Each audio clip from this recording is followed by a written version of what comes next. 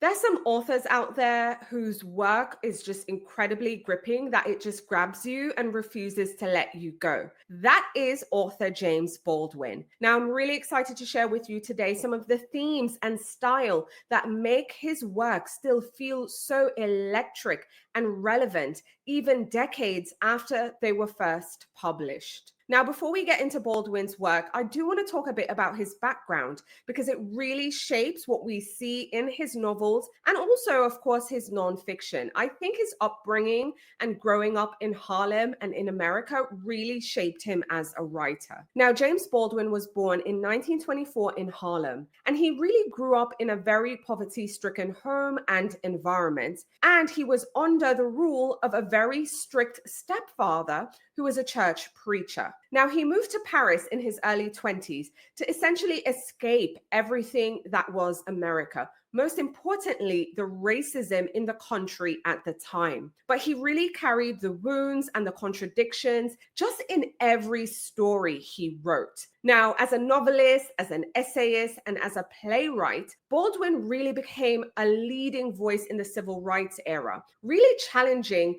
America's conscience and really forcing it to just reckon with the reality of what the country was, and to some degree, I feel still is. And Baldwin does so in a way with unflinching honesty. When I read his work, it feels like he has no fear, and he is able to just convey these universal truths in very clear and direct prose. Now, I really want to get into some signature themes. So some common themes you'll find throughout Baldwin's works include race and identity.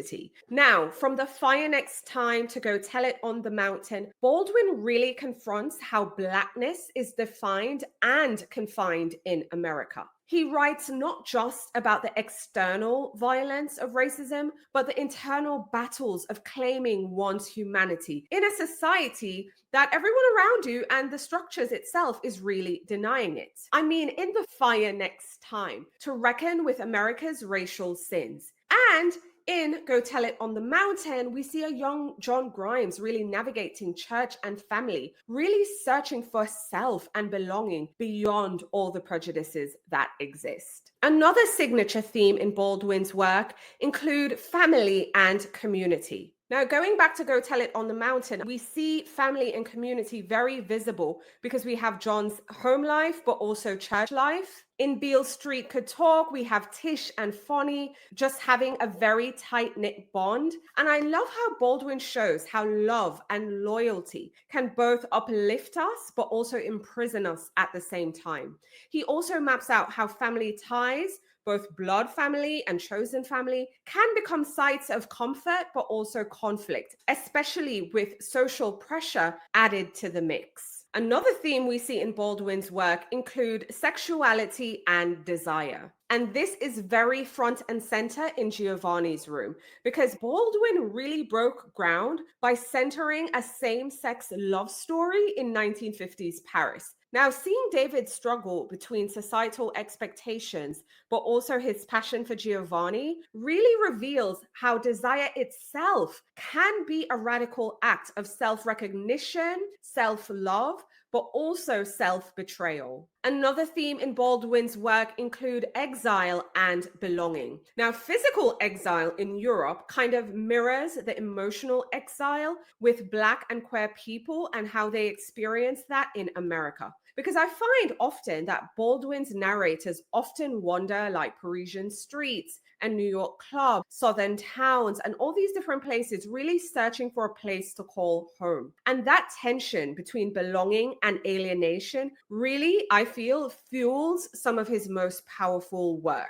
Now, really briefly, I want to talk about literary style and techniques, because with Baldwin, you are going to get lyrical sermons, okay? You can tell he grew up in the church, and then also he had a preacher as a stepfather, because it really builds like a preacher's sermon. Every sentence just layers and it builds, and you get that emotion until it just bursts open. Because I don't know about you, but sometimes like when you're in church, you're wondering like, is the pastor talking about me? So that is the vibe you get with Baldwin in his work. You also get that first person intimacy because he often writes the I, drawing you inside his character's most private thoughts. And I love that because I love to know what characters are thinking and feeling. We also get lots of non-linear flashbacks because we see memories surface, we see memories recede, we see past being linked with the present, and it just happens without warning, quite honestly. Just like real life. Because I don't know, again, if you think about yourself personally, there are moments in life and in time when you can't remember something so clearly. But sometimes as time goes by, it starts revealing itself to you.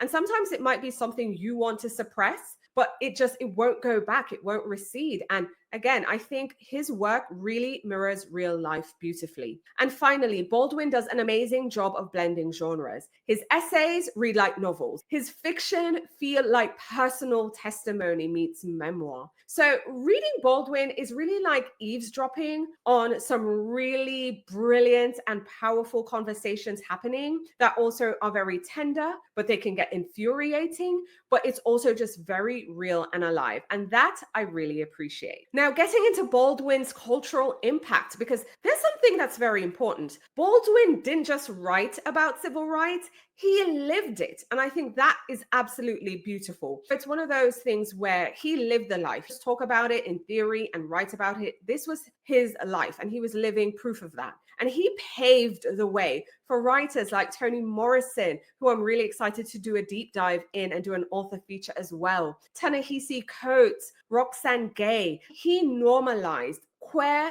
Black protagonists for decades before even mainstream literature caught up. So I think that's part of the reason why today his essays and his novels still spark debate on race, sexuality, social justice. And in my opinion, it's just proof that his voice is still very much needed today. Now, I have some questions that I want you to ponder, okay, about Baldwin. Again, I had the benefit of discussing Baldwin with people who are very different from me. Quite honestly, I met them on the internet. I had a year of reading Baldwin and also Toni Morrison, who I'm really excited to talk about in future author features. But I had the benefit of discussing this with people. But some things I want you to ponder is which Baldwin theme in his work hits you the hardest? Is it race? Is it family? Is it desire? And as you're pondering this, ask yourself why. Also, how does his style of storytelling in the form of a sermon compare to contemporary writers you read today and love? You know, those writers who start slow and just build and build. And also, if you've read Baldwin, can you spot his influence in books and essays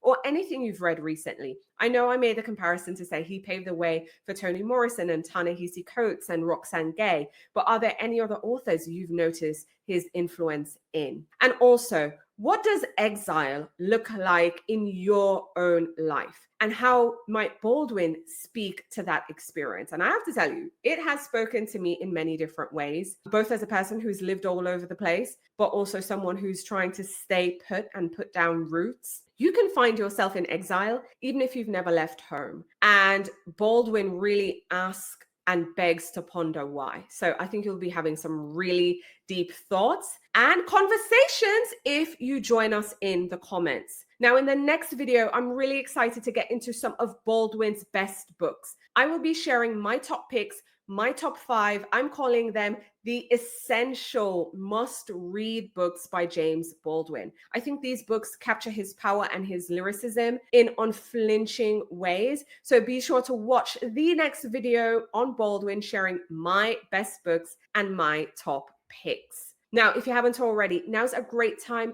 to like the video, share the video, tell a friend to tell a friend, but also subscribe and hit that notification bell so you're the first to know when the new Baldwin video goes live and future author features. You'll also know when I go live and when new videos are uploaded. Thanks as always for watching. Be sure to watch the next video and I'll talk to you soon. Bye for now.